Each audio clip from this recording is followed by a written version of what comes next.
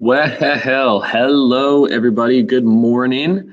It is March 19th. It's Mr. Betker here, and we are going to start doing some video lessons.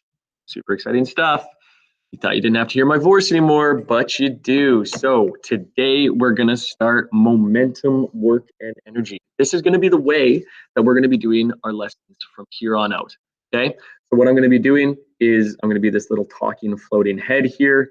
On certain days when I'm just doing screen work. So we'll eventually get to a point where we're looking at me filling out some notes. It will not just be my floating head and you have to listen here. But then I'm thinking once or twice a week during our regular class hours, I will set up a live Google Meet in which you guys can drop in, ask questions, just say, hey, whatever. That way we can keep up the interaction in the classroom for the time being, because we're going to have a few weeks apart from each other here. So I'm sitting in my classroom here. It's looking pretty empty. Normally there would be a bunch of you here. But that's not the case. My Rebus puzzles are not getting solved. So I'm going to need you guys to help me with that eventually. Maybe I'll post the Rebus puzzles on the classroom. But just because we're not in class does not mean that we can't do a problem of the day. So we're going to do a problem of the day, everybody. Right now, I'm going to pull up the slide. Today is International Poultry Day. So I think this is the one that I want to pull up. There we go. International Poultry Day. So you should be able to see that on your screens. Hopefully, I think, maybe. If you can, that means that you can get started on that question. So you can pause the video right now if you want to work on that question, or you can just listen to me read it and maybe work on it and then pause after. So the question has nothing to do with chickens. I couldn't make this about chickens. Tried, didn't work. So question has nothing to do with chickens. Sorry about that. But I want you to try to calculate what the force of gravity between the moon and the Earth is. So remember, you're going to have to use the tables on the back of your formula sheet to be able to do this.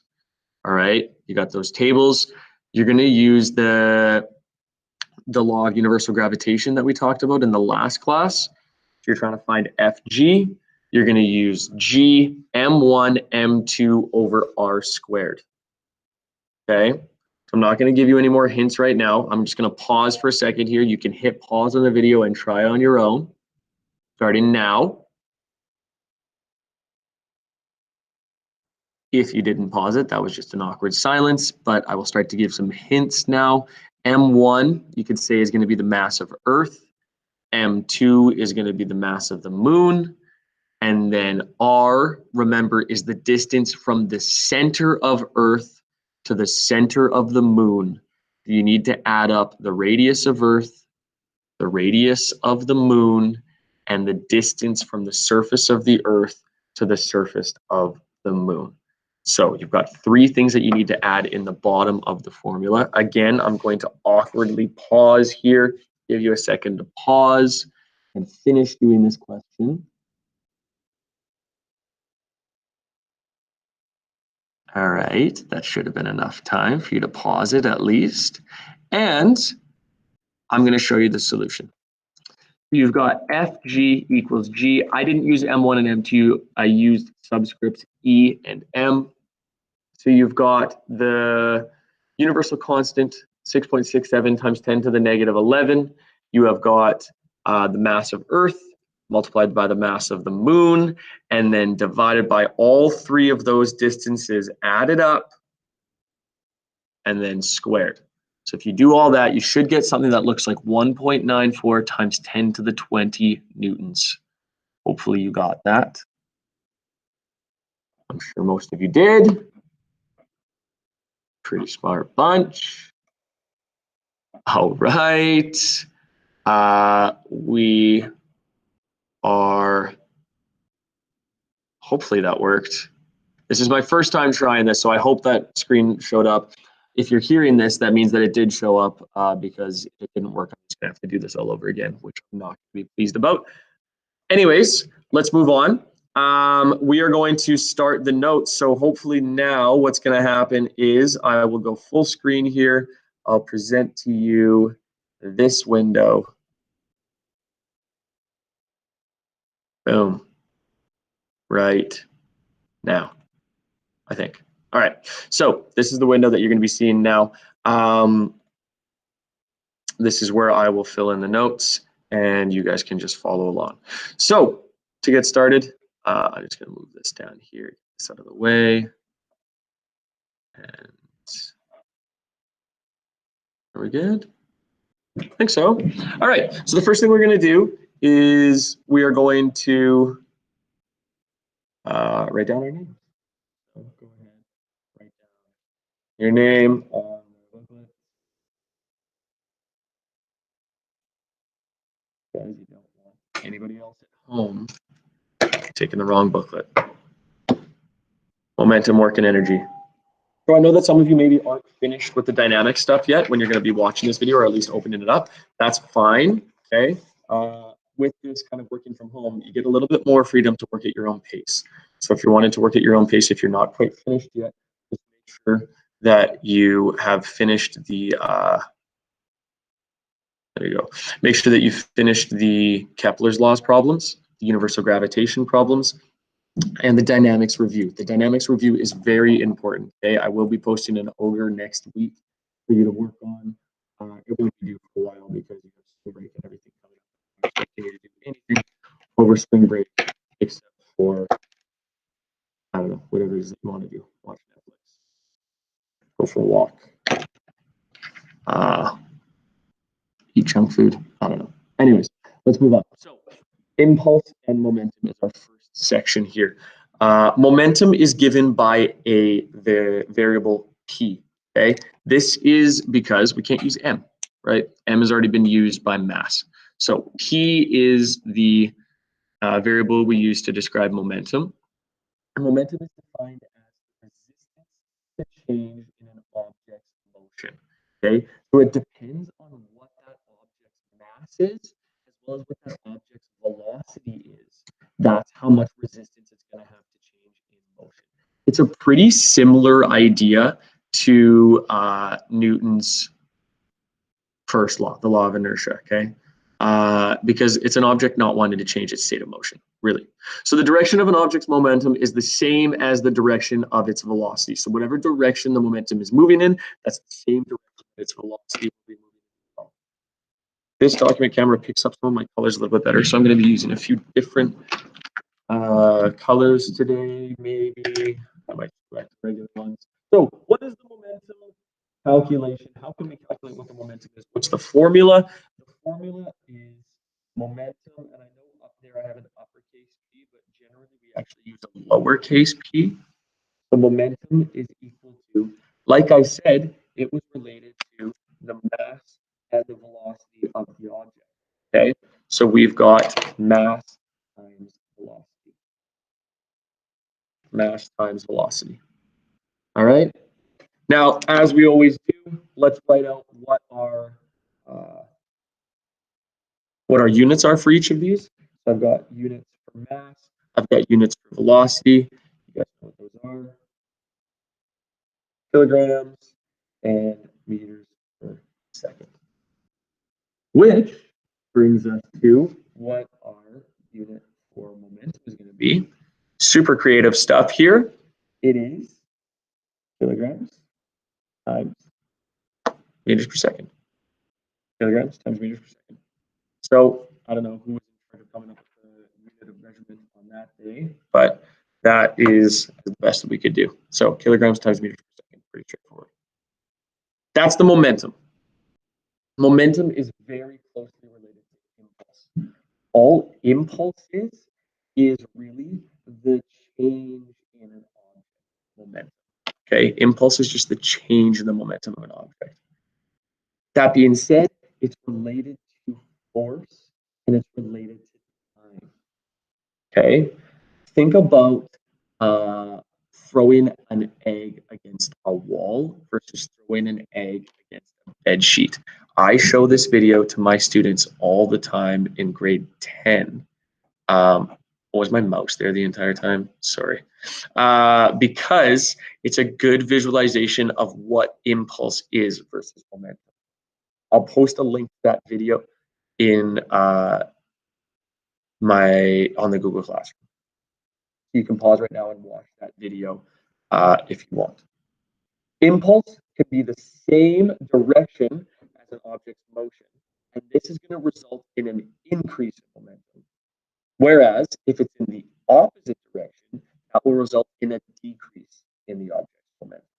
Okay, the direction of impulse, unlike how the direction of momentum was always in the same direction as the velocity, the direction of impulse is always in the same direction as force. So impulse can be in the opposite direction of motion, okay, but that's just going to result in a decrease in momentum versus an increase.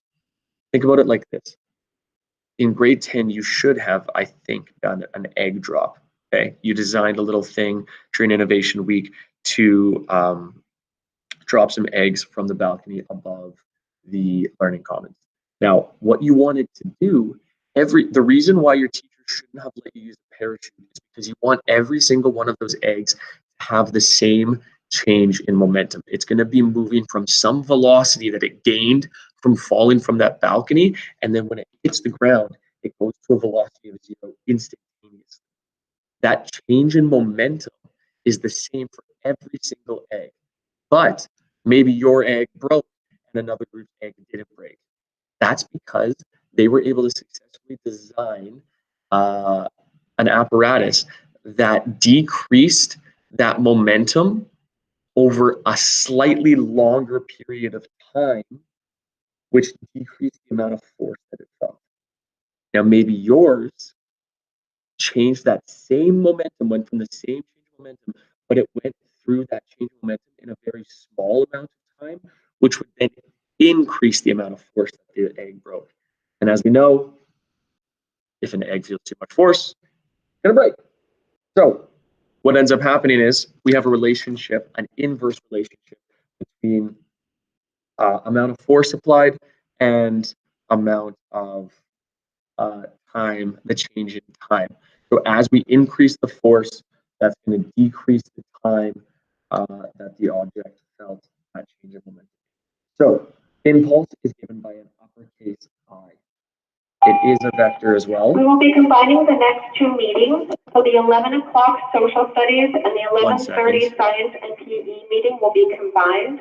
It will be starting at 11 o'clock. All right, so that was bad news for me because I got to now finish this a quicker amount of time. I just need to check with that. I got to finish this lesson in. Okay, well that's good for you guys. I got to finish this lesson in 15 minutes. We have a meeting, so I have to go to that. Anyways, let's continue. Sorry about the interruption. All right. So impulse is given by an I. I is equal to the force multiplied by the change in time. Force multiplied by the change in time.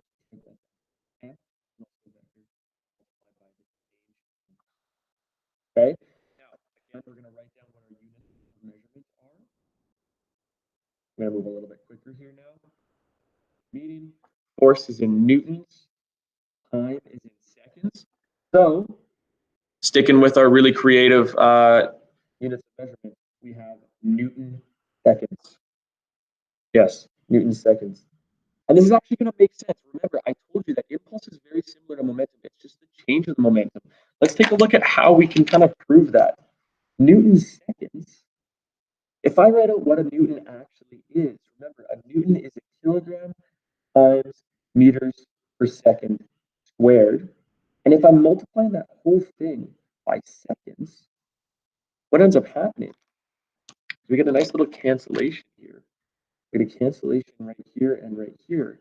And we end up getting kilograms times meters per second. Where did we see that before? Right up here. Oh, right? Same thing. Impulse and momentum are virtually the same thing. The impulse is just the change in the momentum. They are very closely related.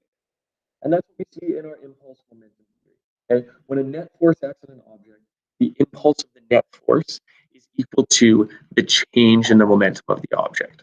All right, so it's equal to the change in the momentum. We can write that down. There's a little formula we can write down here. I is equal to the change in momentum. Okay, impulse is equal to the change in momentum. What I end up getting then is if I have change in momentum and I relate that to momentum up here, I'm going to end up getting some sort of initial momentum. We'll call it P1. Sorry, we're taking the change. We have to do P2, and we subtract the initial momentum, P1. Okay. Now, so I've officially now got a change in momentum going here. Let's keep this as I right now, but for the next step here, let's rewrite this, but let's replace both of these with the formulas that we learned today. We end up getting F delta P is equal to M2 V2 minus M1 V1. You should see something similar to that on your formula sheet. I think. Can't remember off the top of my head right now. I'm going to make a little note here that most times, I'm going to say usually, M1 is going to be equal to M2. Okay? Usually M1 is equal to M2. And what that gives us, if M1 is equal to M2, is that we just have the same mass. We'll call it M. Okay? And if we have the same mass M, what that means then is that we have F delta T. I'm going to take this M1 and M2 since they're usually equal. Okay? I'm going to take it and I'm going to pull it out of the formula and I get M times V2 minus V1. I think that might be how you see it on your formula sheet. That might be the way that we want to look at it. So right there. Okay? So that's our introduction here. Now, again, I'm going to say one more time, there's another type of instance that we can see, which is sometimes, I'm